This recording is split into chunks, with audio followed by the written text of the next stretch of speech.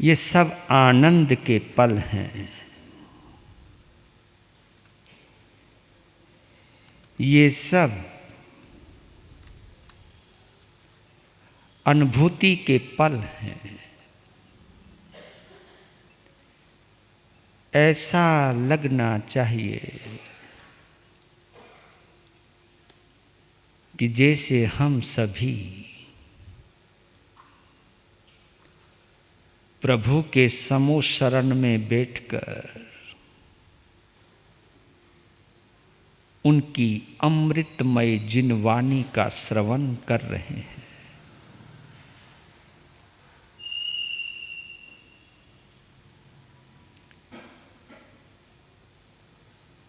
ये मन में बार बार भाव जरूर आने चाहिए कि मैंने ऐसी पुण्यवाणी भी की है,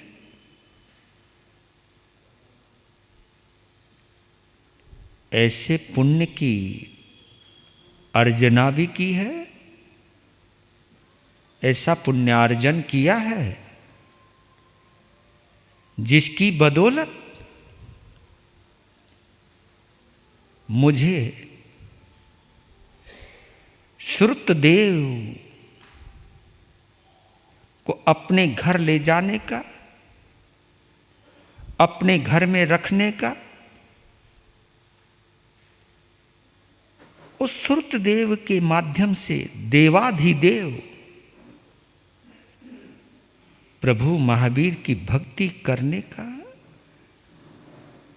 मुझे सौभाग्य मिला।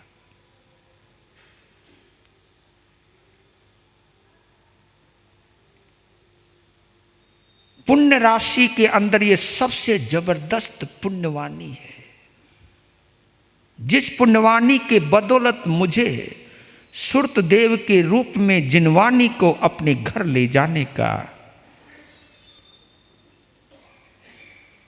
इस श्रुतदेव को अपने सिर पर बैठाने का, अपनी आंखों से निहारने का, अपनी धड़कनों का हिस्सा बनाने का हमें सौभाग्य प्राप्त हुआ। तो इसके लिए सबसे पहले मैं आज के सौभाग्यशाली परिवार को बहुत बहुत तुम्हारी पुण्यवाणी की अनुमोदना करता हूं। देखो, मैं इस को गा सकता हूं, सुना सकता हूं, लेकिन इसको मैं भी अपने घर में ले जा नहीं सकता, क्योंकि मेरा कोई घर नहीं है। आप लोगों का ही घर मेरा घर है, नहीं तो वैसे कोई घर नहीं है। आप सदगृहस्थ हैं, मैं कोई सदगृहस्थ तो नहीं हूं।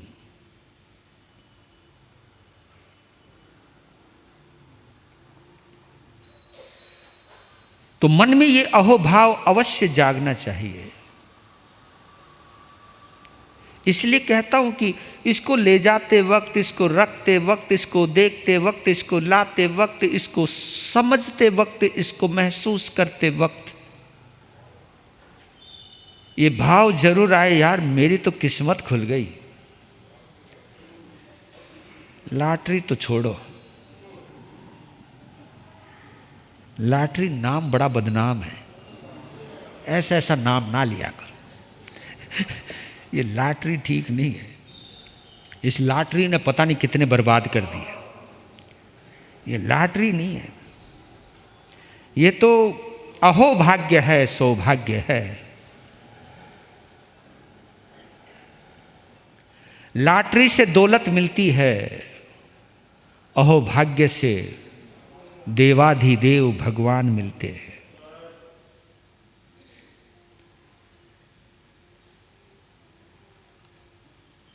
तो माता उगमा देवी सुराना, अभी बैठ जाओ, बाद में उठाऊंगा। ये जो जो नाम बोलता जाऊं, अपने अपने स्थान पे खड़े होते जाएं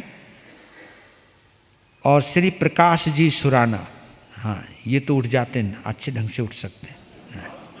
नहीं उठ जाते हैं, अच्छा ढंग से उठ, नहीं उठे उठे रहो, खड़े खड़े रहो। हाँ। महेंद्र जी सुराना और प्रीति जी सुराना, ये देखो प्रीति है। सुरेश जी नाहर, वर्षा जी नाहर, कांतिलाल जी सुराना और कांति की चंदा सुराना। गौतम चंद जी सुराना और उनकी आशा सुराना। संतोष जी सुराना और स्वर्णा जी सुराना। रविंद्र जी सुराना, चित्रा जी सुराना, संतोष जी सुराना, ज्योत्सना जी सुराना। विनय जी बाफना, सौ सुनीता जी बाफना, विजय जी बाफना, राखी जी बाफना, नवनीत बाफना, मीनल बाफना, सुयोग, सुयश, सिद्धि, वंशिका, कीर्ति, शुभम, सम्यक, वंश, कलश एवं समस्त सुराना परिवार। और तो पूरे के पूरे परिवार को सबसे पहले बहुत बहुत बधाई देता हूँ। आप लेकर के भी गए, शानदार अंदाज में लेकर के भी आए, बड़े प्यारे अंदाज में, इसके लिए बहुत बहुत बधाई देता हूँ। अब जो जो खड़े हैं सबका अभिवादन करो जी, है ना। ये सब आप लोगों की पुण्यवानी है जी। आज की सभा आपके नाम है, आज की सभा के, आज के अध्ययन के आप लाभार्थी हैं। धन्यवाद बेटी। लीजिए 9वां अध्ययन नमी पवज्जा, नमी प्रवर्ज्या। नमी पवज्जा, पवज्जा शब्द प्राकृत का है और प्रवर्ज्या ये शब्द संस्कृत का है। देखिए 3 शब्द आते हैं जो आपस में थोड़े से मिलते जुलते हैं। प्रवज्या, दीक्षा और सन्यास। दीक्षा का अर्थ होता है केवल व्रत लेना, बस, और कोई अर्थ नहीं होता इसका। दीक्षा का मतलब व्रत लेना, व्रत लेना यानी संकल्प लेना, संकल्प करना। इसको दीक्षा मंत्र भी कहते हैं।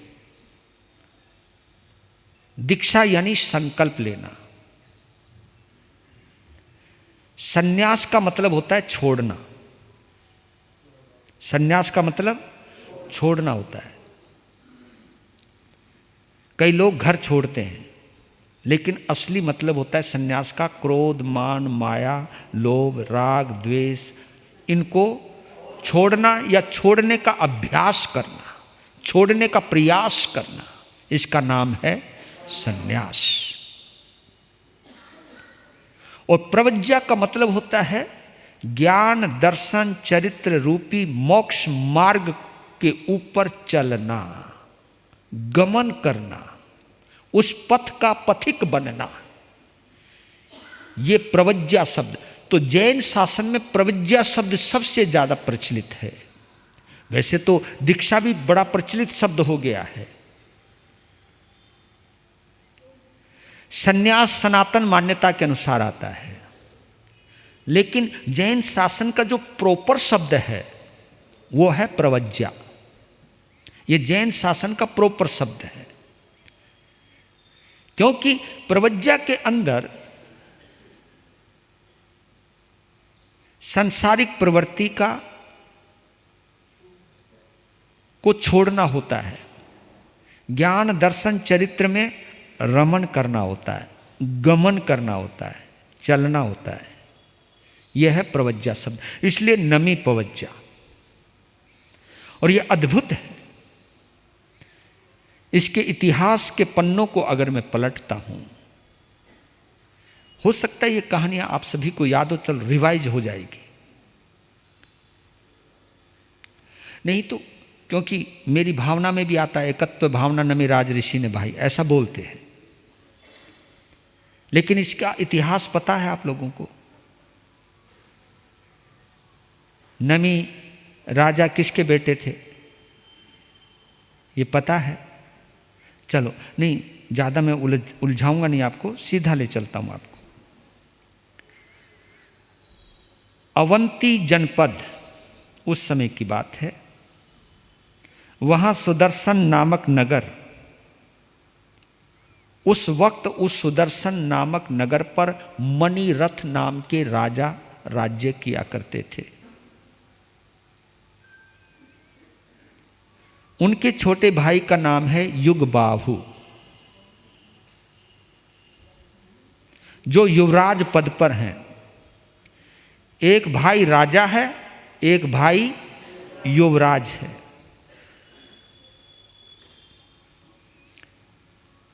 युगबाहु की पत्नी का नाम है मदन रेखा, जो बेहद खूबसूरत है।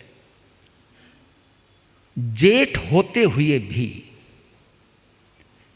मणिरथ की नजर मदन रेखा के ऊपर पड़ी तो उसे पाने की लालसा जाग गई कि इसको प्राप्त कर लो, इसके बिना ये राज गद्दी, ये शान बान ठाट बाट सब बेकार है। वो इतनी अंदर घुस गई, उठे बैठे चाले बोले बस मदन रेखा ही नजर आवे। ये भी नहीं सोचा कि एक बार भी कि मेरे छोटे भाई की पत्नी है।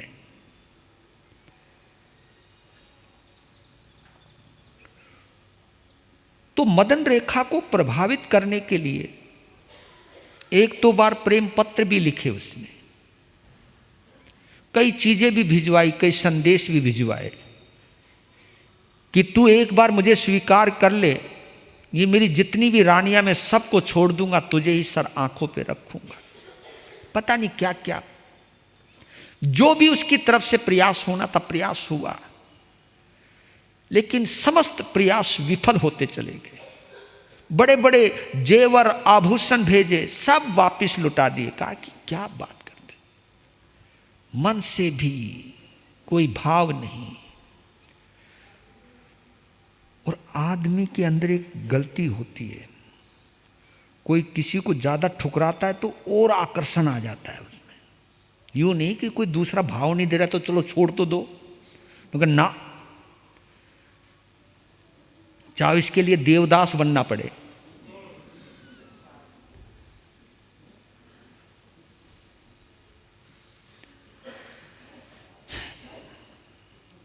तो एक बार सूचना मिली कि उसका छोटा भाई युगबाहु अपनी पत्नी मदन रेखा के साथ वन भ्रमण के लिए गए हैं। तो देर होने की वजह से एक राज उद्यान था उनका बीच में, तो वहीं पर उन्होंने डेरा लगा लिया। तो अब षड्यंत्र उसके दिमाग में आया कि अब बस एक ही रास्ता बचा है कि अपने भाई को ही रास्ते से हटा दो, अकेली रह जाएगी, फिर झक मार के मेरे पास ही आएगी। कभी कभी आदमी वो सोचता है जो उसकी सोच होती है, ये नहीं सोचता कि दूसरा क्या सोच रहा है। आदमी सब अपने ख्यालों में ही ख्याल ताना बाना बुनता है। तो ये देखिए, कामेच्छा, किसी को पाने की इच्छा में अपने खून का भी खून करने जा रहा है, अपने रक्त संबंध को भी विच्छेद करने जा रहा है। आदमी अंधा होता है, कामांध, इसको कहते हैं कामान। ये चार अंधे होते हैं जो आंखों के होते हुए भी अंधे ही हैं। आंखों के होते हुए भी इनको अंधा कहा है। एक तो क्रोधांध, आदमी जब क्रोध में अंधा होता है ना, फिर कुछ नहीं देखता जी वो। एक होता मानांध, आदमी अभिमान में भी अंधा हो जाता है, और बस यूं ऊपर नीचे तो कुछ दिखाई देता नहीं। मानांध, गर्दन सिद्धि, मान में भी अंधा हो जाता है। लोभांध, लोभ में भी बंदा अंधा हो जाता है, और एक होता है कामांध, एक काम में भी अंधा हो जाता है, वासना में भी अंधा हो जाता है। वो भला बुरा सोचता ही नहीं, अपना पराया सोचता ही नहीं। ये ऐसे अंधे होते हैं जिनको ना रात में दिखाई देता है ना दिन में दिखाई देता है। अब ये कहावत आती है कि कौवे को रात को दिखाई नहीं देता, उल्लू को दिन में दिखाई नहीं देता। उल्लू को दिन में नहीं दिखाई देता, कौवे को रात में नहीं दिखाई देता। लेकिन जो चारों अंधे बताए मैंने, इनको ना दिन में दिखाई देता है ना रात को दिखाई देता है। ये है इतने जबरदस्त अंधे।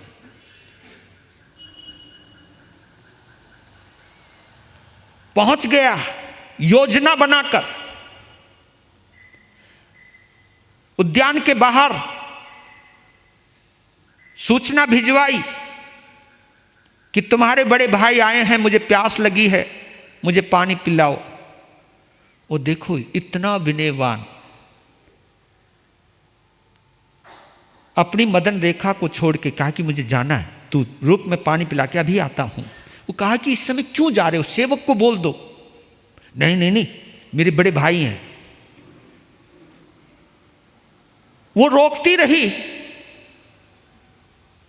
और वो तुरंत पानी लेकर के पहुंच के, लो भैया। अब वो सोच भी नहीं सकता था, दिन छुपने वाला था। लो भैया, जैसे ऊपर कलश बढ़ाया, पानी का लोटा बढ़ाया, गर्दन झुकाई, तो वो तो नीचे खड़ा हुआ, नीचे नजर करके खड़ा हुआ है, और इतने में तलवार निकाली और ऐसा तलवार का वार किया उसकी गर्दन के ऊपर, गर्दन आधी कट गई, तड़पता हुआ नीचे गिर गया। और किसी और को ज्यादा पता ना लगे, अंधेरे का थोड़ा सा लाभ उठाते हुए आगे भाग गया, आगे भाग गया।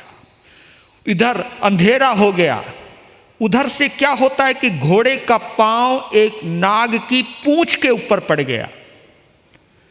जैसे घोड़े का पांव नाग की पूंछ पे पड़ा तो एकदम उछला नाग और उसकी छाती पर डंक मारा, और वही मणिरथ तड़प तड़प के मर के 5वीं नरक में चला गया। इधर चिल्लाने की आवाज हुई, भयभीत हुई, दौड़ के आई, देखा कि उसके जीवनाधार, उनके प्राण आधार युगबाहु तड़फ रहे हैं। जब देख ली स्थिति, सिचुएशन देख ली कि अब कोई बचने की संभावना नहीं है, तो एकदम अपने आप को संभाला। देखिए ये है, ये आपकी बड़ी शक्ति होती है, किसी किसी में होती है। उस वक्त ये देखा कि ये बच नहीं पाएंगे, लेकिन इनको नीचे जाने से बचा लूं, इनके भाव अगर बिगड़ रहे हैं तो उससे बचा लूं। उस समय कहा, स्वामी, पहले तो ऐसी पवित्र आत्मा थी, जैसे उसने हाथ लगाया वो कुछ शांत हुए, उस दर्द में भी शांत हुए, और कहने लगे कि भाई के प्रति बुरे भाव मत लाना, क्योंकि जिंदगी छूटने वाली है, सांसों की लड़ी टूटने वाली है। भाव मत बिगाड़ना, क्योंकि भाव बिगड़ जाएंगे तो गति बिगड़ जाएगी। एक ना एक दिन तो तुम्हें मुझसे, मुझे तुमसे बिछुड़ना ही था। यह जीवन की शाश्वत कथा है कि कब कौन किससे बिछुड़ जाए इसका कोई पता नहीं होता है। मैंने सोचा नहीं था कि ऐसे बिछुड़ना होगा, लेकिन जब बिछुड़ना निश्चित ही है तो धर्म का सर ना लो, अरिहंतों का सर ना लो, सिद्धों का सर ना लो, संतों का सर ना लो, केवली परोपृत धर्म का सर ना लो, और त्याग करो। चारों प्रकार के आहार का त्याग कर दो, 18 पापों का त्याग कर दो, भाव में निर्मलता लाओ, भाव बिगड़ने ना दो। मैं उस ढंग से नहीं बोल पा रहा हूं जिस ढंग से मदन रेखा ने उस वक्त बोला होगा। उसके शब्दों में जान थी, उसके शब्दों में प्राण थे, और निष्प्राण होते हुए पति की भावनाओं में प्राण डाल दिए। पता नहीं क्या गजब हुआ, तुरंत भाव बदल लिए कि मैंने कोई पाप किया होगा अपने भाई के प्रति, मैं अपने उस पाप को स्वीकार करता हूं और अपने भाई को दिल से, है इतना मादा किसी में? ये सोचिएगा जरा।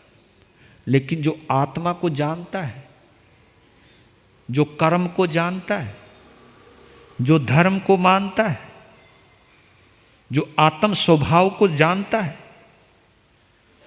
वो जरूर सहजता से भरोसा कर लेता है। भाव निर्मल हो गए। मदन रेखा की गोद में पति का शीश रखा है,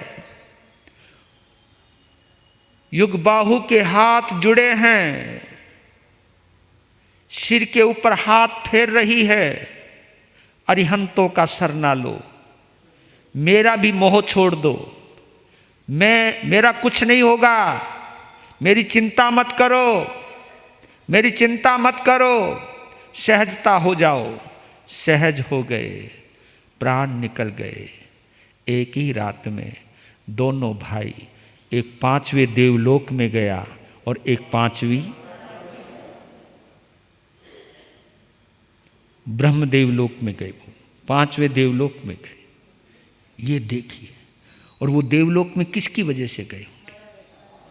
मदन रेखा ने संभाल लिया, अपने मोह को एक तरफ रख दिया, अपनी आसक्ति को एक तरफ रख दिया, अपने स्वार्थ को एक तरफ रख। ऐसे वक्त में ही परीक्षा होती है, जीवन भर की साधना का फल मिलता है।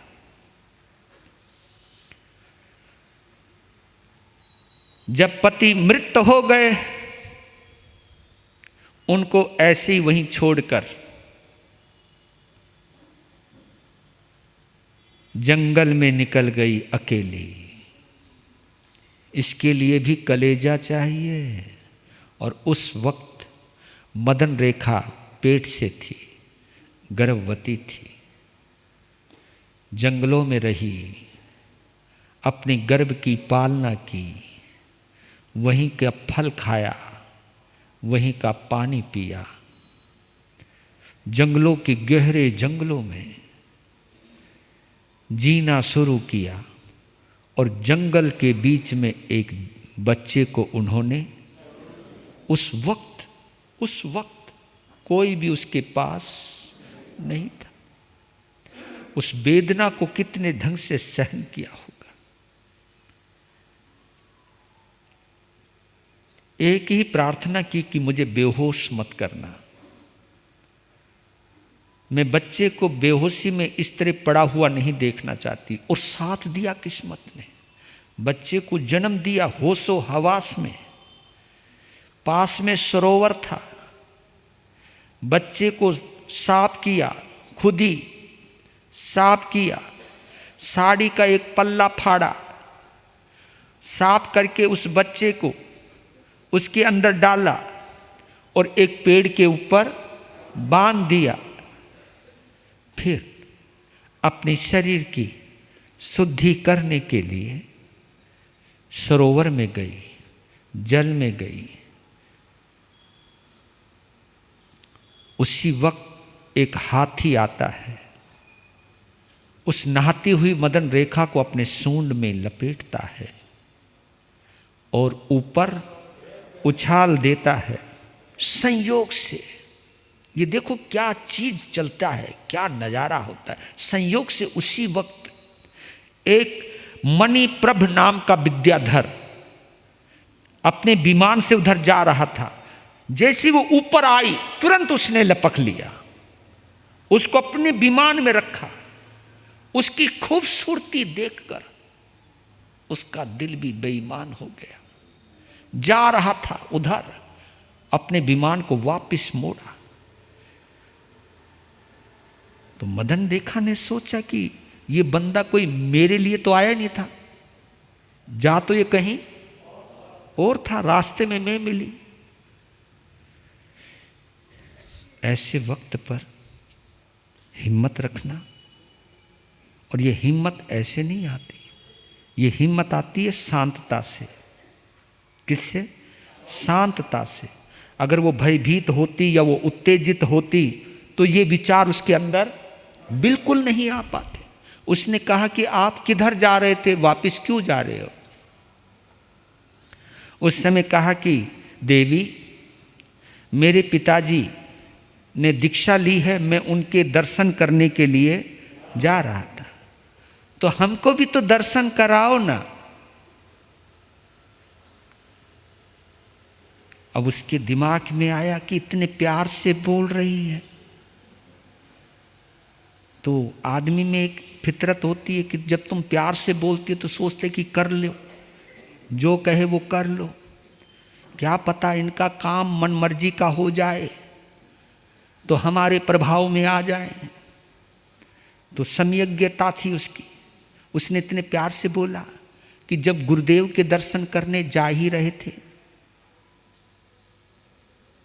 अगर हम आपको मिले हैं, ना तुम्हारे मन में गुरुदेव के दर्शन करने के भाव आते और ना ही हम आपको मिलते, तो गुरुदेव का प्रसाद है, हमको भी तो गुरुदेव के दर्शन कराओ। हाँ, ये बात तो सही कहा है। चल पड़ा, पहुंच गए। उनके पिता 4 ज्ञान के धारी संत मुनिराज। प्रवचन प्रारंभ हुआ। वो महिलाओं में बैठी, वो वहां बैठी। और कमाल है भैया, उस दिन उनके पिताजी ने जो वैराग्य की शिक्षा पर उपदेश दिया, जो काम में इच्छा के ऊपर महाप्रभावशाली उपदेश दिया, उस उपदेश को सुनते हुए उस मणिप्रभ विद्याधर का दिल ही बदल गया। दिल ही बदल गया। कभी कभी इतना प्रभाव होता है, लेकिन यह तब होता है जब हम प्रवचन को डूब करके सुनते हैं। आप लोगों के ऊपर सुबह की प्रवचन का ज्यादा असर क्यों नहीं होता, पता है आपको? मैं लॉजिक बताता हूं आपको। सुबह का प्रवचन होता तो कई तो कहते जी अच्छा जी फ्रेश माइंड होता है जी, ये होता है वो होता है, लेकिन आपका ज़्यादातर प्रवचन में सुबह के प्रवचन का असर यूँ नहीं होता है, तुम्हें तो रसोई नज़र आवे, इन्हें दुकान नज़र आवे, अब महाराज जी बेचारा ऊपर से यूँ ही बोलता रहे हैं, क्योंकि पूरा कनेक्शन नहीं जुड़ता। क्योंकि तुम्हें मालूम है, तुम जब यहाँ आते हो ये सोच के आते हो बस 1 घंटा सुनना है और उसके बाद फिर मुझे जाना है। वो जो जाना है ना, वो इतना घुस जाता है, फिर 1 घंटे पर ही नजर रहती है आपको, कभी घड़ी कभी मुझे, कभी घड़ी कभी मुझे, बीच में से प्रवचन साफ। हाँ, और तुम्हें कभी दुकान, कभी बहू, कभी बच्चे, हाय वो स्कूल से जाने वालों, वो स्कूल से आने वालों, इसको ये करना, अरे आज तो मैं क्या बताऊं, तिजोरी की चाबी वहाँ छोड़ के आ गई, कहीं और ना है, कोई वो ना ले ले, मैंने वो सामान वहाँ रखा था, पता नहीं उस पर नज़र ना पड़ जाए, और मैं यहाँ जोर लगाए जा रहा। तो ये जो कनेक्शन है ना, वो जुड़ता नहीं है। हाँ, बुरा मत मानना।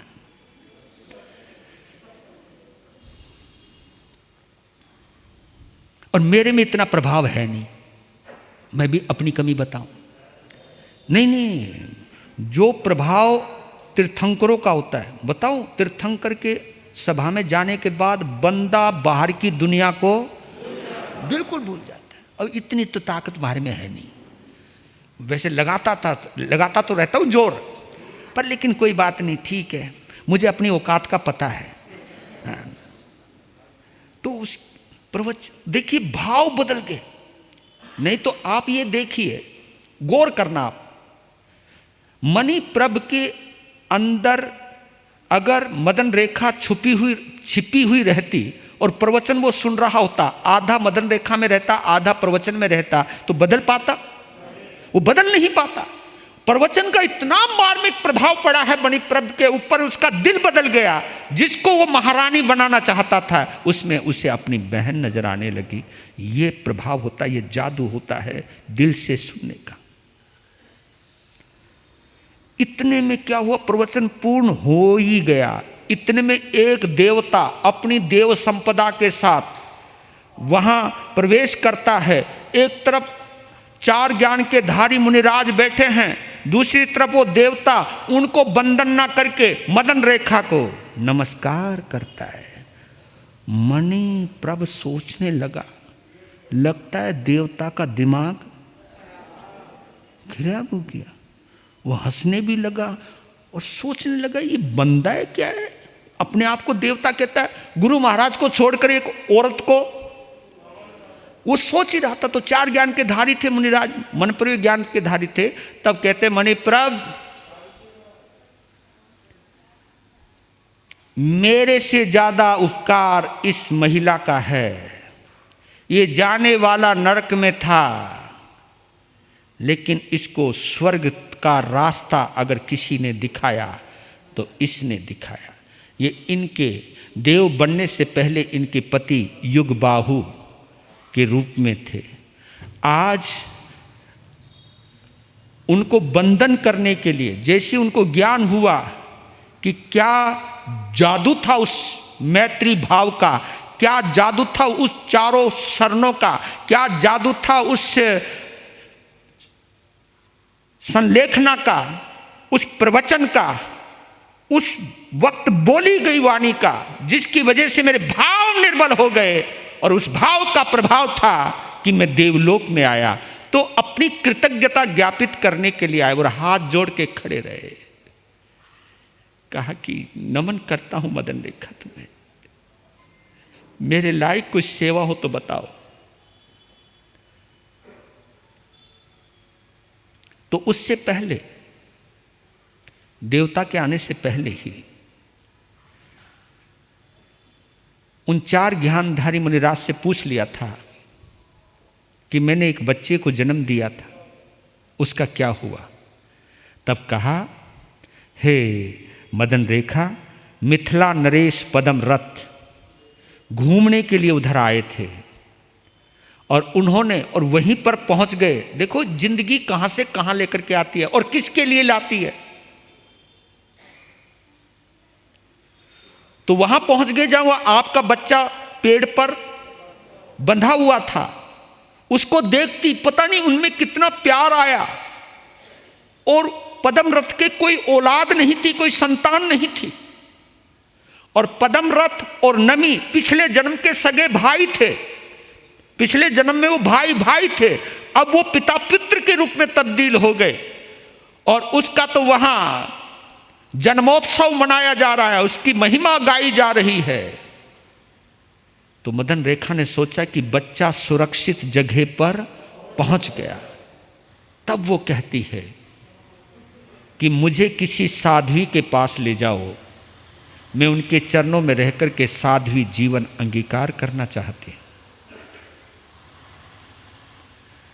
देवता उन्हें ले जाता है और साध्वी जी के पास पहुंचाता है। वहां साधना प्रारंभ करी, वहां दीक्षा लेकर के जीवन की साधना की शुरुआत की।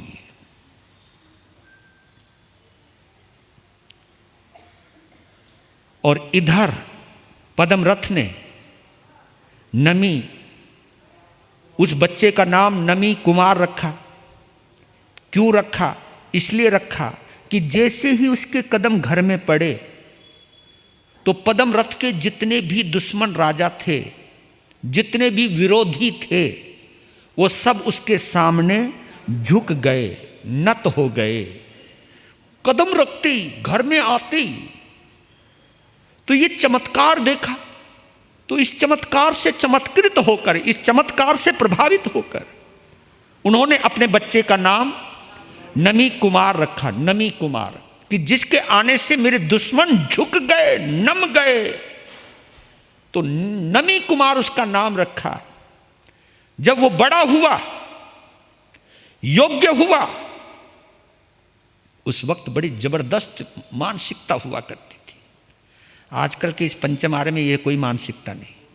जैसी वो योग्य हुआ, पद्मरथ राज गद्दी को छोड़ दिया और गद्दी के ऊपर नमी को बैठा दिया। बैठाने के बाद स्वयं दीक्षा ले ली। ये हमारे जैन शासन की ब्यूटी है।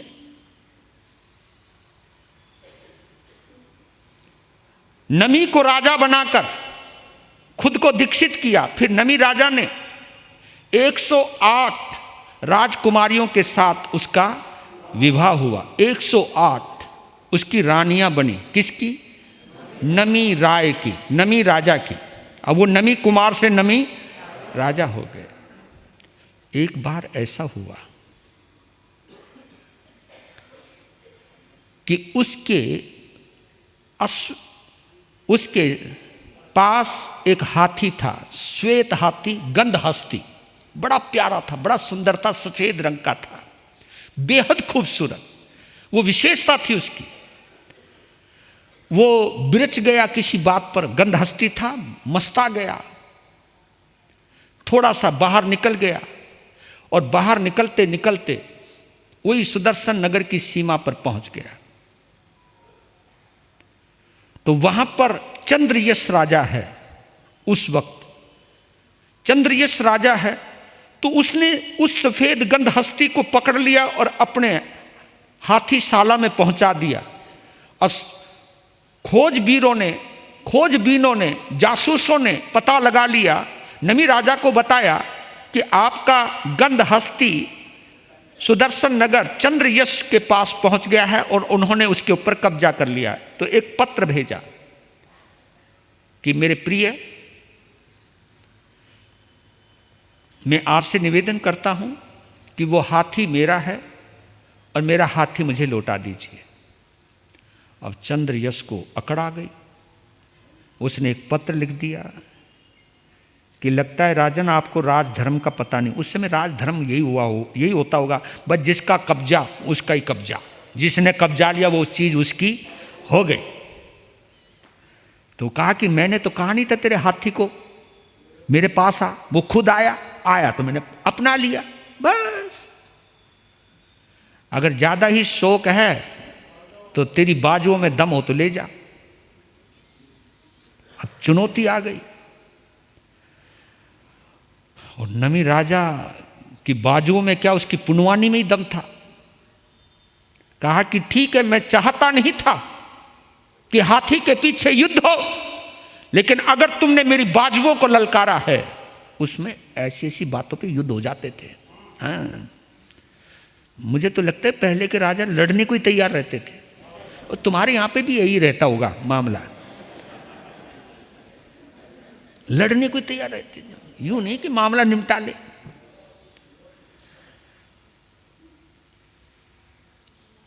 दोनों तरफ सेना जुड़ गई। इतने में मदन रेखा को अवधि ज्ञान हो चुका था। उसने अवधि ज्ञान के अंदर देख लिया कि चंद्रयश और नमी राजा को पता नहीं है कि चंद्रयश उसका सगा बड़ा भाई है। मदन रेखा का पहला पुत्र चंद्रयश था, युगबाहु का पहला पुत्र चंद्रयश था, ताकि दोनों सगे भाई आपस में लड़ रहे हैं। तो अपनी गुरानी जी से कहा कि अगर आपकी इजाजत हो तो मैं हिंसा को अहिंसा में बदलना चाहती हूं। मैं वहां मारकाट होने जा रही है, मैं उसे रोकना चाहती हूं, और उसको मैं ही रोक सकती हूं और कोई नहीं रोक पाएगा। तो उस वक्त कमाल है, गुरानी जी ने कहा कि आहा सुहम, जैसे तेरी आत्मा को सुख हो। तो मालूम है वो वहां पहुंचती है, बीच युद्ध के मैदान में खड़ी हो जाती है। क्या नजारा होगा उस वक्त का। जैसे ही, और चेहरे पर तेज है, देदीप्यमान चेहरा।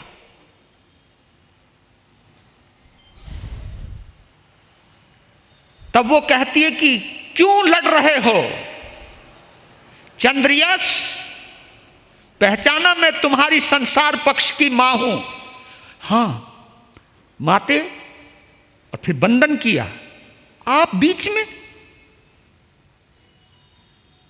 ए भोलिया, जिससे तू लड़ रहा है वो तेरा छोटा भाई है। फिर नमी राजा की तरफ मुंह किया, जिसके साथ तो युद्ध कर रहा वो तेरा बड़ा भाई है। आय हाय, ये शब्द सुनते ही हथियार छोड़ दिए, क्योंकि जब प्यार आता है तो हथियार नहीं होता। ये प्यार की करामात है, ये प्यार की शक्ति है, ये प्रेम की शक्ति है, ये मैत्री भाव की शक्ति है। जैसी प्रेम जागा, हथियार छूट गए, दोनों भाई दौड़कर आए और अपनी मां के सामने गले। क्या मोहब्बत का जिक्र है। वाह मदन रेखा, नमन करता हूं तुझे, तेरी शक्ति को नमन करता हूं।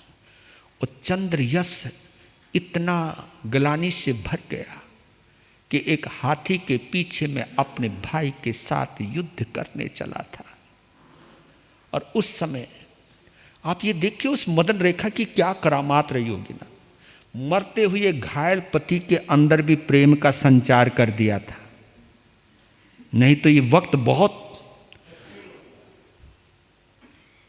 और जिसकी वाणी का प्रभाव, जिसके गर्दन पर घाव है, दर्द रोम रोम में है, जिसके प्राण निकलने वाले हैं, ऐसे वक्त में भी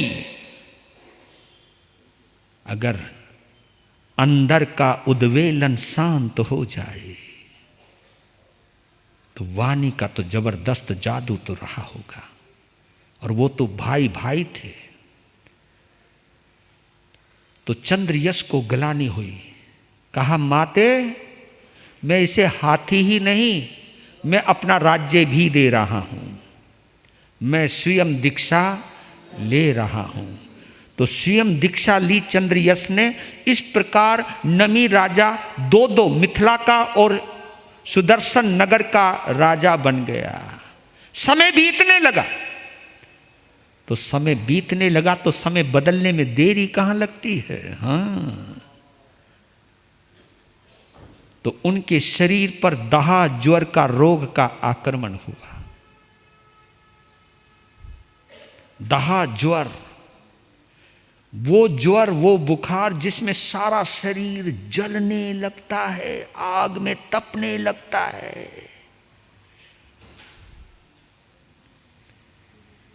सारा शरीर लाल हो गया। मतलब आप समझ सकते हो कि जिसको 103, 104, 105 बुखार तक स्थिति पहुंचती है तो क्या, और वो ज्वर एक दिन नहीं, 2 दिन नहीं, बल्कि 6 महीने तक उस ज्वर ने उसको कब्जे में रखा। कितनी तड़फे होंगे वो। डॉक्टरों को, वैद्यों को बुलाया तो 52 चंदन निश्चित किया गया कि बस वही एक इलाज है, इसके आगे कोई इलाज नहीं। 52 चंदन आ गए। रानियों ने कहा कि हम अपने पति के लिए हम खुद घिसेंगी चंदन। चंदन घिसने लगी। दूसरे कक्ष में वेदना में तड़फ रहे हैं, उधर चंदन घिसा जा रहा है, आवाज होने लगी। और जब व्यक्ति बीमार होता है तो कभी कभी उसको एक थोड़ी सी भी आवाज सहन नहीं होती। अंतरी को कहा कि ये क्या हो रहा है? कि राजन आपके लिए 52 चंदन घिसा जा रहा है। अरे चंदन घिसा जाएगा बाद में, पर लेकिन इस आवाज को तो सुनने की शक्ति मेरे अंदर नहीं है, रोको इसको। ठीक है, ठीक है, ठीक है। अंदर गए, रानियों को कहा। रानियों ने अपनी अकल दौड़ाई, कहा कि कोई बात नहीं, अब आवाज नहीं आएगी, आप जाओ। सब कंगन उतार दिए, एक कंगन रख लिया। अब घिसने लगे। अब ये बीमार लोग बड़े अजीब होते हैं। हाँ, बड़े अजीब होते हैं। वो बोले क्या चंदन घिसना बंद? लेकिन नहीं राजन, चंदन तो घिसा जा रहा है, पर आवाज क्यों नहीं आ रही? कि राजन आवाज इसलिए नहीं आ रही क्योंकि पहले कंगन आपस में टकरा रहे थे, लेकिन तुम्हारी रानियां बहुत बुद्धिमती हैं। कि क्या है बुद्धिमती? कहा कि ये बुद्धिमती हैं कि उन्होंने सुहाग का चिन्ह रखा भी, पर जो 3-3, 2-2, 4-4 कंगन थे सब हटा दिए, एक ही रखा। अब एक कंगन आवाज नहीं कर रहा है। बस ये शब्द अंदर तक पहुंच गए। अंदर से एक आवाज आई, नमी एकाकी भलो, नमी एकाकी भलो, दो मिल्या दुख होए। नमी एकाकी भलो, दो मिल्या दुख होए। जहां एक है वहां शांति है ना।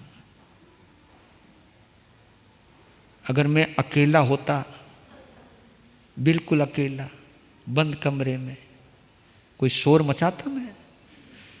और शोर इसलिए मचा रहा हूं तुम इतने जने आ गए यहां ना, तो सोचने लगा यार ये बात तो शरीर है। लेकिन एक चीज देखता हूं, अनेकांत दृष्टि से कभी भी चिंतन कीजिएगा।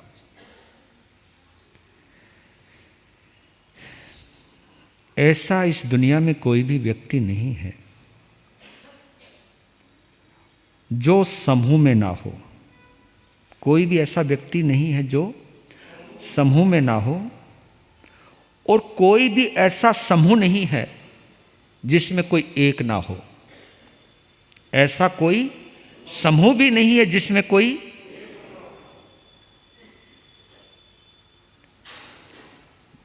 ऐसा कोई सागर नहीं है जिसमें बूंद ना हो, और ऐसी कोई बूंद नहीं है जिसमें सागर ना हो। कभी कभी होता है,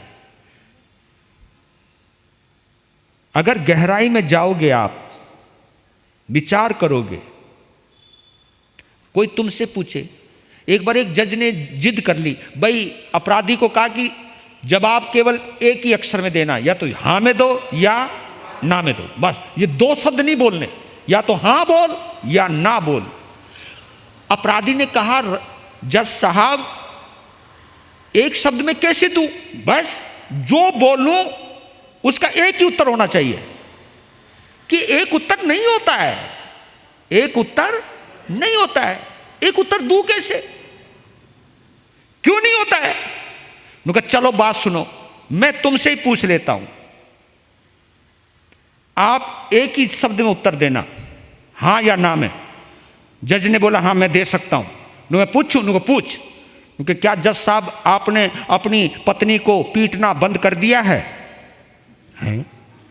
वो मर गया, वो बीच में फंस गया।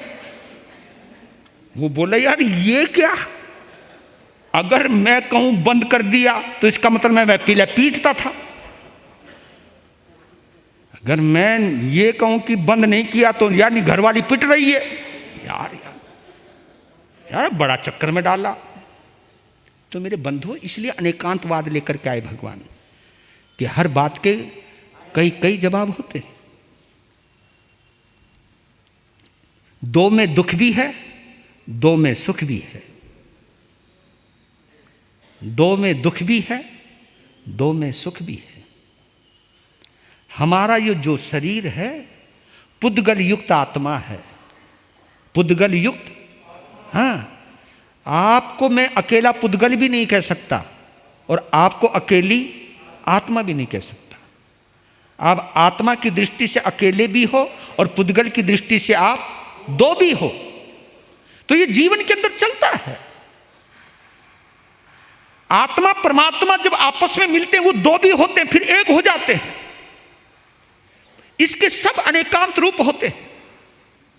तो गहराई में जाते रहे जाते रहे जाते रहे जाते रहे, एक संकल्प उठा कि अब बस एक ही होना है, यानी आत्मा को आत्मा में ही लीन करना है। भेद विज्ञान में पहुंच गए, वो भेद विज्ञान से आत्मा में पहुंच गए। आत्मा में जैसे ही वो पहुंचे वैसे ही पता नहीं क्या हुआ, एक संकल्प हुआ कि इस रोग से मुक्त होते ही, शर्त नहीं लगाई उन्होंने। हाँ, मैं पहले बतला देता हूं, उन्होंने वहां कोई शर्त नहीं लगाई अगर रोग से मुक्त हो गया तो मैं साधु बन जाऊंगा, ऐसा कुछ नहीं बोला। उन्होंने बोला इस रोग से मुक्त होते ही मैं परमात्मा से इस आत्मा का संबंध जोड़ूंगा। और वो भाव इतनी गहराई से आए होंगे, आत्मा में प्रवेश कर गए। हाय हाय हाय, शरीर से संबंध टूटने लगा। और जैसी शरीर से संबंध टूटा, वैसी बीमारी से पिंडा भी छूटा। 6 महीने को 6 नींद को तरस गया था जो बंदा, वो सोने लगा, सो गया। दूसरे दिन जब वो उठा तो वेदना से मुक्त था। वेदना से मुक्त होती, और सोचने लगा आत्मा का चिंतन करने से ही अगर मैं रोग से मुक्त हो सकता हूं, तो पूर्णतः आत्मा से जुड़ जाने के बाद मैं कर्म रोग से भी मुक्त हो सकता हूं। तो इस प्रकार उन्होंने दीक्षा ली, और दीक्षा लेते ही अजी ऊपर तक हिल गया मामला। दीक्षा लेते ही ऊपर तक हिल गया मामला। सकेंद्र ने देखा कि नमी राजा, क्योंकि वो बड़े सुख भोगी थे, रानियां जिसकी 108 हों, सुख भोगी थे, और एकदम राजमहल छोड़कर दीक्षा ले ली।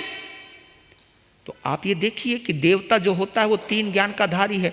वो उनको दीक्षित होते हुए तो देख रहा है, लेकिन मन के भाव को तो वो देख नहीं सकता, क्योंकि उसके पास मन प्रिय ज्ञान नहीं है। तो अचंभित हुआ कि एक सम्राट राज वैभव को छोड़कर, राजगद्दी को छोड़कर दीक्षा कैसे ले रहा है। जरा देखो तो सही, दीक्षा की वजह क्या है, दीक्षा का कारण क्या है। तो इंद्र ने ब्राह्मण का रूप बनाया। क्या बात है, आगे हैं। और ऐसी माया है उसके पास, बंदे में ताकत है भैया, माया है। जैसी वो मिथिला से बाहर निकले हैं नमी राज ऋषि बनकर, तो पीछे कोलाहल ऐसा सुनाई दे, हाय हो, जैसे सियापा, हमारे पंजाबी में बोलते सियापा, ये छाती पीटना, रोना धोना, इतनी रोने की आवाज, चिल्लाने की आवाज, तड़फने की आवाज आने लगी।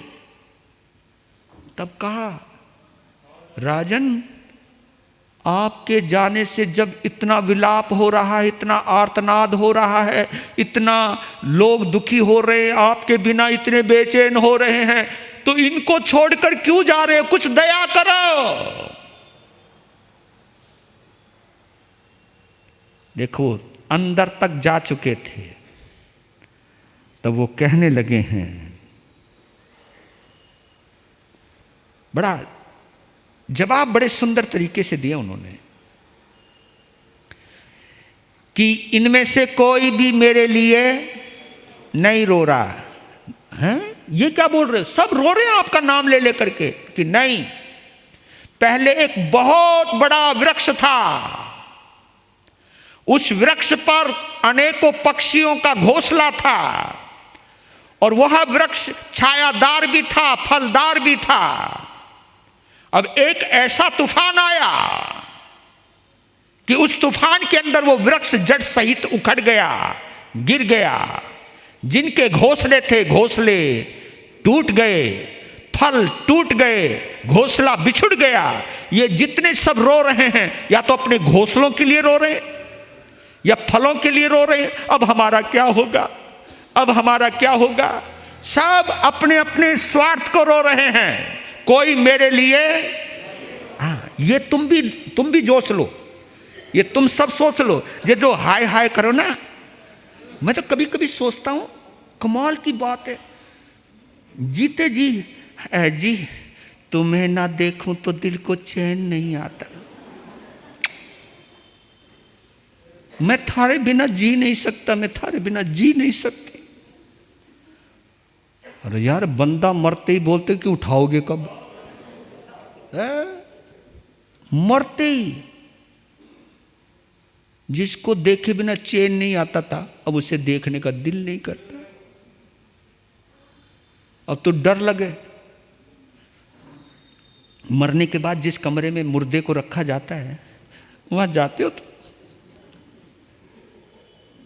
डर लगता है यूं। और वो तो कमाल की बात है, मरने के बाद अगर वो भूत बन के तुम्हारे पास आ जावे, नहीं कि मेरा दिन नहीं लगा ऊपर इसलिए मैं थारे से मिल नुगन्ना निकल यहां से, मुझे नहीं चाहिए तू।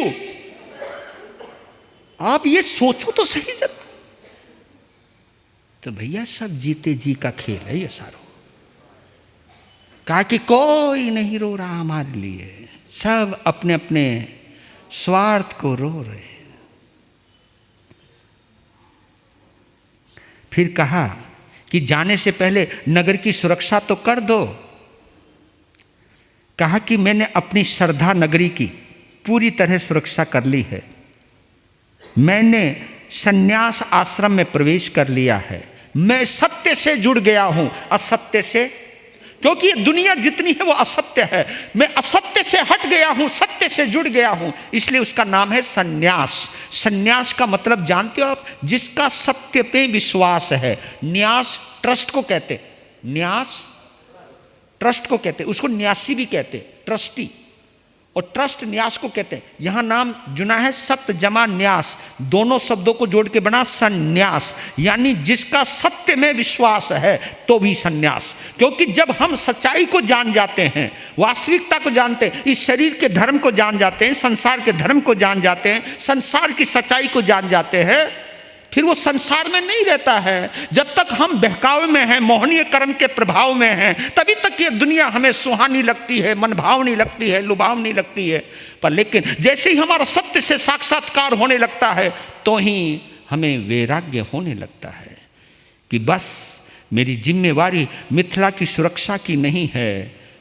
पता नहीं कितने राजा आए हैं, कितने और बनेंगे, कितने बनते रहेंगे, बस मुझे तो सुरक्षा अपनी आत्मा की करनी है।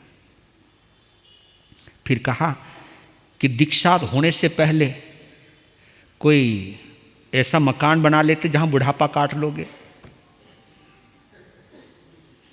अब ये चक्कर पड़ गया है, अब हम लोग भी धाम धूम बनाने लग गए बुढ़ापे की चिंता में। पता नहीं ये हुआ क्यों, पता नहीं ऐसे हुआ होगा। पहले श्रावक संघ साधु संतों को संभालते थे, लेकिन अब श्रावक संघ भी स्वार्थी बन गया है कि इस महाराज के रुकने से कोई फायदा नहीं है तो निकल ले। जब तक मेरे से फायदा है तब तक मैं तुम्हें प्यारो लागू हूं, जब तुमको हमसे फायदा नहीं होता तो तुम तो हमको भी। मैंने कई जगह देखे भैया, ये क्यों आई होगी ये समस्या, ऐसी आई होगी। देखो भैया, बुढ़ापा तुम्हें भी आना है, बुढ़ापा हमें भी आना है। कभी कभी ऐसा होता है कि अगर मेरा श्रावक वर्ग, ये तो आप लोगों ने बड़ी अच्छी व्यवस्था की है, कितनी व्यवस्था कैसी है वो आप जानिए, पर लेकिन कहीं ना कहीं कुछ टूटा है हमारे में, हमारे तुम्हारे बीच में कुछ छूटा है। उसकी वजह से अव्यवस्था ने शायद इस अव्यवस्था को जन्म दे दिया है।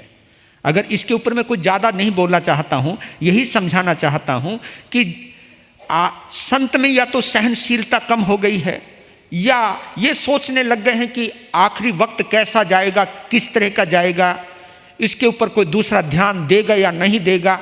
सुरक्षा की भावना तुम्हें भी सुरक्षित करने की, क्योंकि ये पंचम काल है, हमारे अंदर इतनी शक्ति नहीं है कि हम सब कुछ छोड़कर जंगल में चले जाएं। हमारा घर तो भैया स्थानक है, और स्थानक में भी अगर कोई टिकने नहीं देता। मैंने ऐसे ऐसे स्थानक पति, थानापति साधु संतों को देखा है जो 20-20 साल तक रहे हैं, तो वहाँ पर उन संतों को रहते हुए भी वहाँ की समाज के साथ अच्छा व्यवहार नहीं होता है। मेरे भंते श्री पारसमुनि जी महाराज साहब कभी कहा करते थे कि कभी कभी हमको रोटी भी दूर से फेंक करके दी जाती थी, क्योंकि कभी कभी नहीं होता है, क्योंकि जब संतों को, साधुओं को तुम बार बार देखते देखते रहते हो, तो तुम वंदना तक भी नहीं करते हो। तो ये अंदर का भाव है भैया, तुम्हारा क्या प्रभाव है वो मैं जानता नहीं हूँ, पर लेकिन कहीं ना कहीं हमारी कमियां भी हैं। श्रावक ने अपना धर्म भी भूला है, हम भी अपना धर्म भूलते जा रहे हैं। इस पाप के अंदर आप भी हमारे सहयोगी हो और हम भी अपनी दुर्बलता से मारे हुए लोग हैं। तो पर लेकिन इस सच्चाई को हमें स्वीकार करना होगा कि इतनी हिम्मत नहीं है, पंचम आ रहा है, हो सकता है शरीर में अशक्ति हो, सहनशीलता ना हो। तो कहा कि मैंने अपने आत्मा के नगर को, तो बड़ी गहरी बात की उन्होंने कि मैंने आत्मा की इस नगर को पांचों इंद्रियां, कसाय रूपी चार चोर जो मेरे इस आत्मा रूपी दौलत को छीनने की तैयारी कर रहे हैं, मैंने संयम करके इन सब चीज़ों को दूर हटा दिया। ऐसे 10-10 क्वेश्चन किए हैं और आखिरी में जब झुक गया, क्योंकि समय आपका हो गया, तब वो कहते हैं, अपने असली रूप में आते हैं और उन्हें भावपूर्वक वंदन करते हैं कि हे आपके वैराग्य को मैं नमन करता हूँ। ये वैराग्य भेद विज्ञान से पैदा हुआ है, ये वैराग्य आत्मा की साक्षी से पैदा हुआ है, और क्योंकि ये वैराग्य ही सच्चा वैराग्य है, नमन करके चले गए। ये नमी पवज्जा है। समझ में आयो?